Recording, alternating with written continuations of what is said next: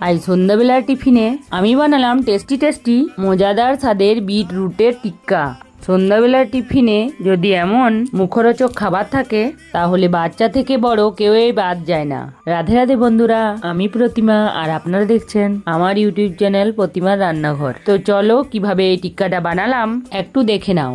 বিটের টিক্কা বানানোর জন্য প্রথমে আমি দুটো মাঝারি সাইজের আলু নিয়ে ডুমু করে কেটে সেদ্ধ করে নিলাম। তারপর বিটরুটটা গ্রেটারের সাহায্যে গ্রেট করে নিয়েছি। এখন আমি সেদ্ধ করা আলুটাও গ্রেট করে নিচ্ছি, কারণ এই সেদ্ধ করা আলু গ্রেট করে নিলে আলুর কোনো দানা ভাব থাকে না, আলু ভালোভাবে মাখা যায়। সব সেদ্ধ আলুগুলো গ্রেট করে নেওয়ার পর একটা বাটির মধ্যে তাতে গ্রেট করে রাখা বিটরুট দিয়ে দিলাম 2 চামচ মটরের বেসন, 1 চামচ লবণ, 1 চামচ হলুদের গুঁড়ো, 1 চামচ লঙ্কার গুঁড়ো, তারপর দিয়ে দিলাম কুচনো পেঁয়াজ, কুচনো কাঁচা লঙ্কা, কুচনো রসুন। তারপর এইগুলোকে ভালোভাবে মেখে নেব।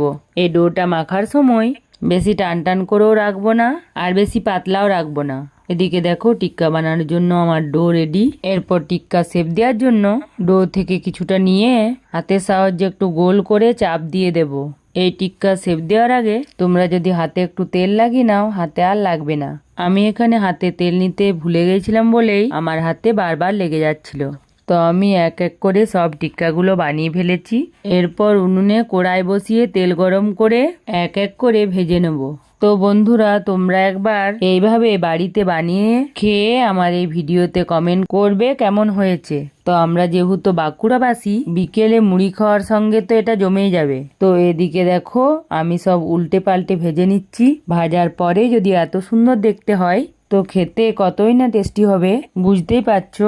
বিটরুট একটা খুব পুষ্টিকর সবজি। এর উপকারিতা অনেক। রক্তাল্পতা দূর করে, হৃদরোগের ঝুঁকি কমায়, ওজন নিয়ন্ত্রণ করে আর ত্বকের উজ্জ্বলতা বাড়ায়। সরাসরি বিটরুটের জুস বানিয়ে না খেতে পারলে এভাবে কাসুন্দি দিয়ে একবার খেলে বারবার খেতে মন চাইবে। রেসিপিটি কেমন লাগলো কমেন্টে জানিও।